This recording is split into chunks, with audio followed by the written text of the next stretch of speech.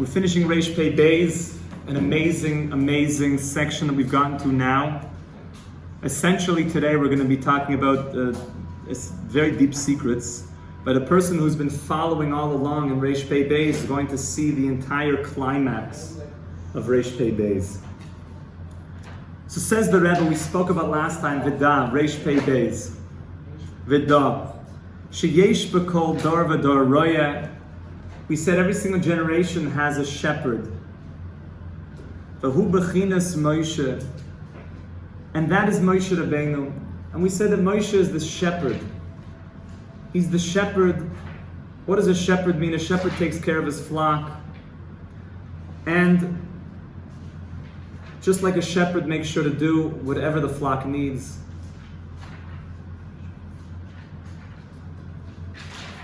Oh, yeah, Reish Pei Beis, right at the end, Reish Pei Beis. You'll start to navigate Likutei Moharan more and more. You'll start to get the flow of it. So just like a shepherd will do anything for the flock, and we said Moshe Rabbeinu gave his life, that when Hashem wanted to destroy the entire Jewish people after the Eade, so what did Moshe Rabbeinu say back? Mecheini na misifrocha. You can erase me. Rather than destroy the entire Jewish people and leave me to survive, you erase me too. I don't want to start humanity again through me. And that was a fixing from what happened to Noach, that Noach did not daven for the generation, and he started humanity again through him. But Moshe Rabbeinu said, nothing happening. The captain goes down with his ship. The captain goes down with his ship. If the ship is going down, Moshe Rabbeinu is the captain, then the captain is going down with the ship. I'm not going to save myself and have humanity start with me. I'm going down with the ship. I care so much about the Jewish people that my identity will dissolve into the Jewish people. And in fact, what happens the next week is the next parsha in the Torah after the Eade, after the golden calf. Moshe Rabbeinu's name is not mentioned. The parsha, before, that Hashem pushes it off until dissolved into the Torah. Moshe Rabbeinu dissolved into the Jewish people. That's what it means that his name was erased from Tzaddikim. That he dissolved. He became part of Klal Yisrael. That there was no longer Moshe, there was Ve'ata Tzaddikim. Moshe Rabbeinu dissolves into the Jewish people. He becomes more. It means that you can be a person who's, your name is a very holy thing. We're going to talk a lot about names. Rebbe Nachman talks about names a lot. The name is your essence. Your name is your essence.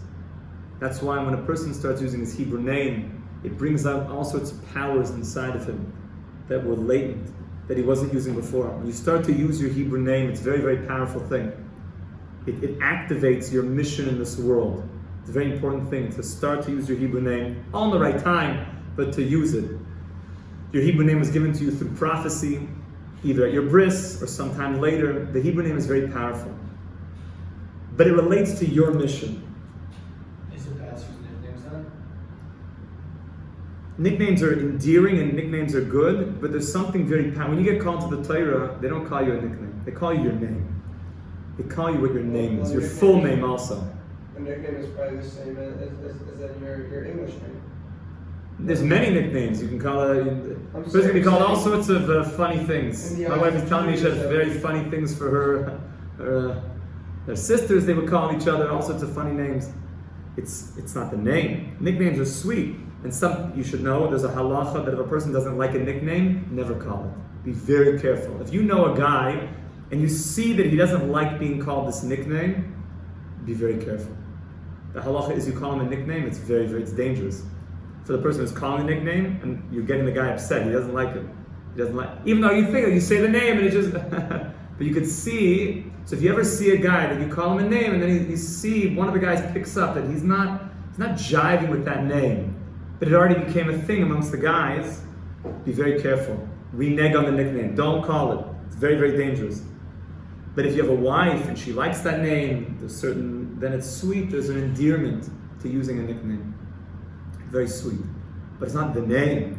The name is essentially the crystallization of your mission in this world.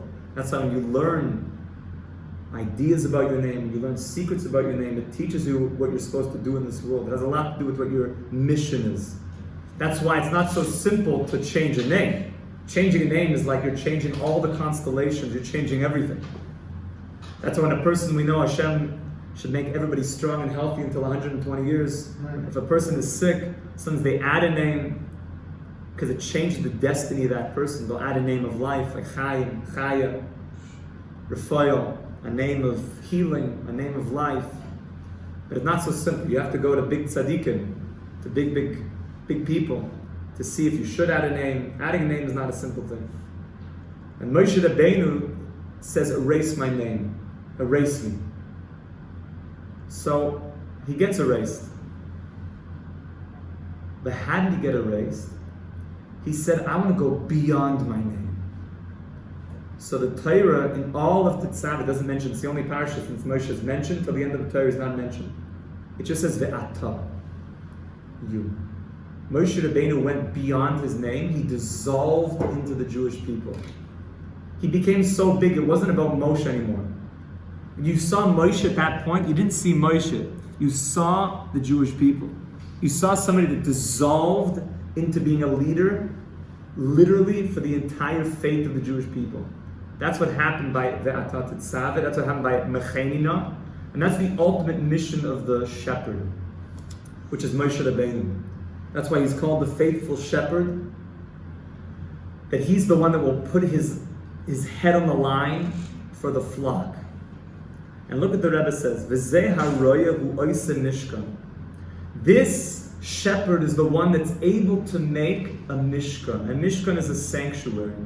A mishkan means a shul. Now, how did Moshe Rabbeinu make the mishkan? What did he have to gather together in order to make the mishkan?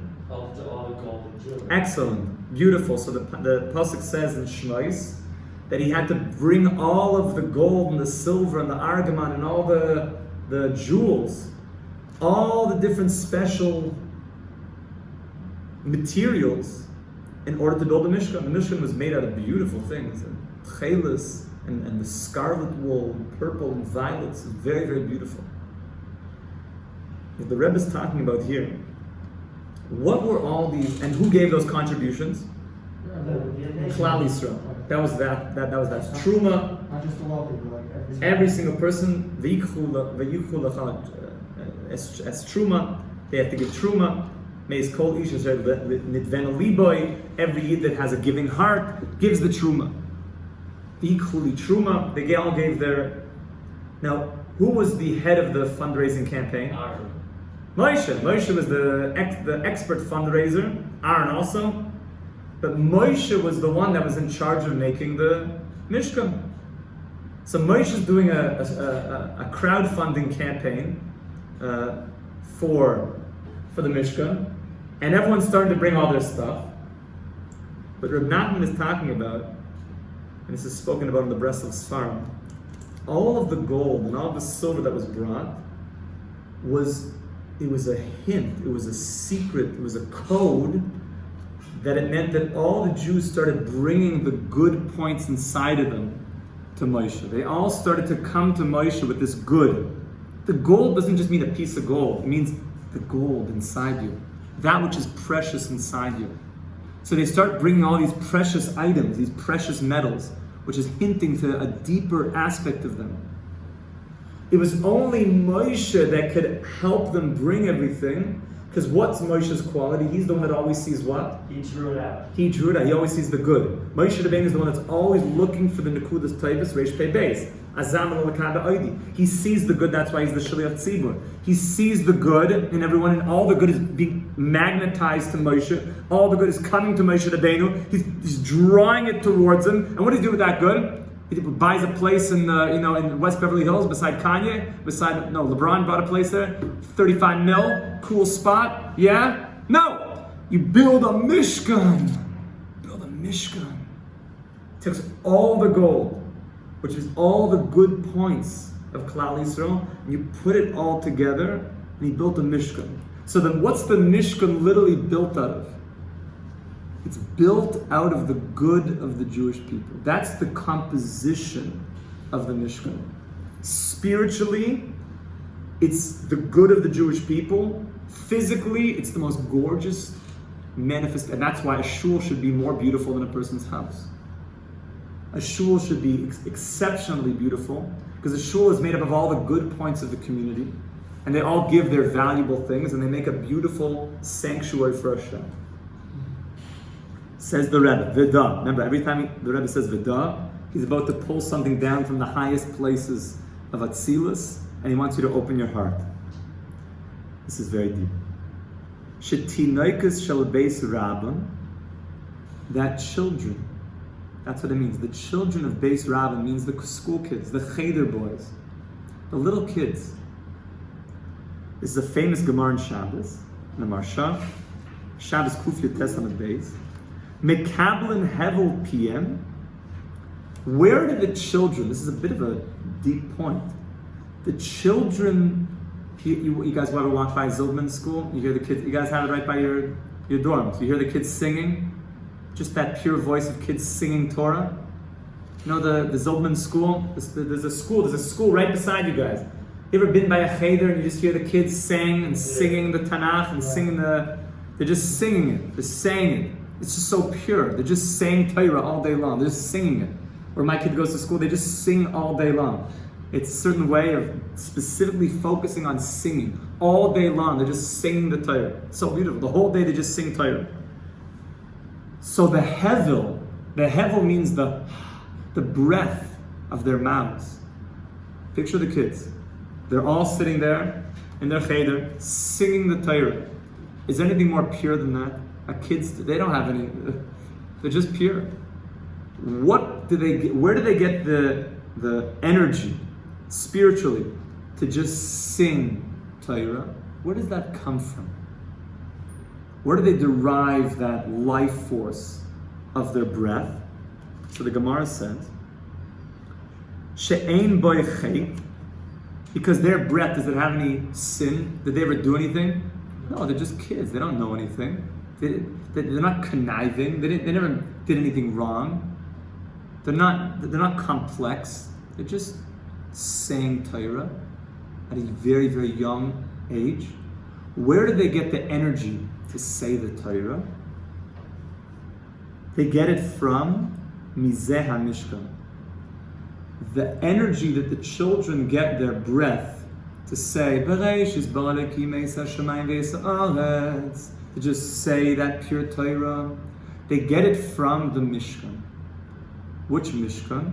So originally they got it from the Mishkan of Moshe, which means Moshe. How does it all go? Let's review. Moshe Rabbeinu, or the Tzaddik in every generation, is always pulling the good, and he's going to be the one to daven for the Amen. He's the Shlich Tzibur. He's always finding the good. The good is represented by all the gold and all the beautiful things that build, and he collects that all together. That's why they all ran to Moshe with stuff. It's like, whoa, because all the good was just magnetized to Moshe. So they all come with their good, and Moshe Rabbeinu takes all that good, and he builds a home for Hashem.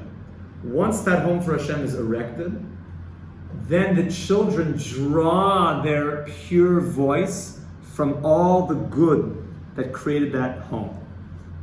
That home allows the children to have a pure voice. Look what the Rebbe says. Ve'al kain, and therefore, hatinog, a child, when he starts learning Torah, do you know what he starts learning? When a child starts learning Torah, which part does he learn from? Hu matchil min vayikra el Moshe. He starts the Torah from Vayikra. That's the first thing a child learns. Chazal say, why does he start from Vayikra? Because the children are pure. And Korbanos, Vayikra is all about Korbanos, are also pure. So let the pure children speak about pure things, Korbanos. And Korbanos come to make everyone pure. But there's a deeper reason. How does Sefer Shmos end? What's the end of Shmos? We erect the Mishkan. The end of Shmos, after all the big fundraising campaign, and Moshe finally erects the Mishkan, the whole thing is done, i.e., all the good points of the Jewish people have been gathered together, and now what? The children are ready to receive their breath. So the first thing, once they have a breath, What comes right after Sefer Shmos? Vayikra. After Sefer Shmos, Vayikra. So right away after the Mishkan is erected, all the good points of the Jewish people have been gathered together. Moshe has built the Mishkan. The children derive their breath from that Mishkan. So now all of a sudden the kids start talking. What's the first thing they start saying? Is Vayikra. Vayikra. And Vayikra is also written with a little aleph. Aleph Ze'ira. Aleph, what does Aleph mean? Like Aleph Bina? Aleph, like Ulpan, means to teach. What's a Aleph Ze'ira? Aleph means to teach. Ze'ira means little. Teach the little ones. So the beginning of Vayikra, you're teaching the little children. And Vayikra, it says that Hashem is calling to Moshe. Where did Hashem call to Moshe from? Bein ha-kruvim, between the angelic, childlike figurines on top of the Aron. That's where Hashem's voice came out and taught Moshe. What was the face of the figurines? Kiravya. They were like children. Which means the voice of Hashem coming and teaching Moshe Torah is deeply connected with children. Watch this. And therefore, Ki Vayikra medaber migmar hakamas hamishkan. Vayikra starts when the Mishkan is completed, because the children don't have a voice until you finish the Mishkan. Sha'az kara Hashem yisborach vehitchel ledaber imoy me'amishkan. Now Hashem is speaking to Moshe Rabbeinu from the Mishkan, and now the Mishkan, the voice is coming out from the Kruvim, and now Moshe Rabbeinu, the children can get their breath, get their koyach. This is just the pure sound of the children learning Torah from that Mishkan. Because that's why the children start, because that's when they can actually speak now. Which means really, what's the voice of the children made up of? All the good points that Tzaddik gathered together in the Jewish people and built a shul to allow those good points to rest together, and the child draws the energy from that place. This is very deep stuff. This is good Rebbe Nachman stuff. The children are literally able to talk after the Mishkan is erected, and then they have Vayikra. Ki misham mekablen hevel piyam kinirla. That's where they get the voice from. That's where they can breathe from that place. Umisham matchin likrois velikones l'toich HaTorah. That's where the children can start getting involved in Torah. Says the Rebbe, Vidah. You know what the Rebbe means when he says Vidah? From the highest place of Atzilus, he's going to pull something down, another deep, deep point, and you have to open your hearts. Vidah. It says in the Zohar, it says in Shabbos, Kuf Aleph on the Beis, Shekolat Tzaddikim Shebedor, all the Tzaddikim in every generation, Kol Echad ve'echad hu bechinas roya. Every Tzaddik in the generation is like a shepherd. Meaning every tzaddik, it wasn't just Moshe Rabbeinu that had this ability to be the faithful shepherd and to give his life for the flock and the one that could see all the good points and be the shliach tzibur and always find good even in the biggest Rishayim, like Moshe Rabbeinu did. He's davening, even the ones who made the Chaita'egel, he's finding good, he's pulling out good. That's why Gidon, in the times of Gidon, so Gidon saw good, and that's why they called him Moshe. He was like Moshe Rabbeinu. Not only in the time of Moshe is there such a shepherd, but every single generation is going to be tzaddikim. There's going to be righteous people that are going to be like Moshe. They're going to have this spark of Moshe inside of them. Like the Gemara says, sometimes the Amoraim, Abaya and Rava will be talking to each other in the Gemara. And the Gemara says, Shaper ka'amras Moshe. Moshe, you said good. And you're thinking like, his name is Abaya. Why did he just call him Moshe? Moses. His name is Abaya. Like, did they forget that his name was Abaya? If I just called you Moshe, my name is Ariel Yehuda, not like Moshe. So why would they do that? The answer is, a tzaddik in every single generation has a spark of the soul of Moshe Rabbeinu inside of him. And therefore, inside of him is this spark of Moshe, which means he has the spark of seeing all the good, and bringing the good towards him, and the one who could play music, because he's able to take the good notes from the bad notes, and the one that could daven for the Amud, because he's always bringing all the good, and he sends it up to Shemayim, like a big symphony. And in every generation there's going to be shepherds that are always going to find the good, and he's the one that finds all the good and makes a mishkan out of it. All the tzaddikim have a piece of Moshe inside of them. And this spark, the soul of Moshe, starts to vibrate inside of them. You should know it says when you say a piece of good, you think the soul is static. The soul is not static. The soul is expansive. The soul can shift. There's something called Ibra Neshama, where the soul gets pregnant and grows. The soul is very, very dynamic. We'll talk more about that maybe next time. But it's a known thing that if a person says a good piece of news, no, who doesn't like hearing good news? Someone calls you and is like, I got a mazel tov to tell you. Someone called me up 2 days ago and said, well, my daughter just got engaged. She's been dating for 5 years. She just got engaged. I'm so happy. It's so nice. Such a good piece of news. She's been dating a long time. It's been very difficult for her. She just got engaged. So it says, who is the bringer of good news in the Jewish people? Who's the one that's known to say good news? Elijah the prophet. Eliyahu Navi. He's the one, Zachor Latov. It's always going to bring the Besuras Tovas. The ultimate Besura Tova is going to tell us the Mashiach is coming. Could there be any bigger news than that? Could you imagine, you get on your WhatsApp, you get on all your social media platforms, all of a sudden, breaking, the Messiah has arrived. Yeah!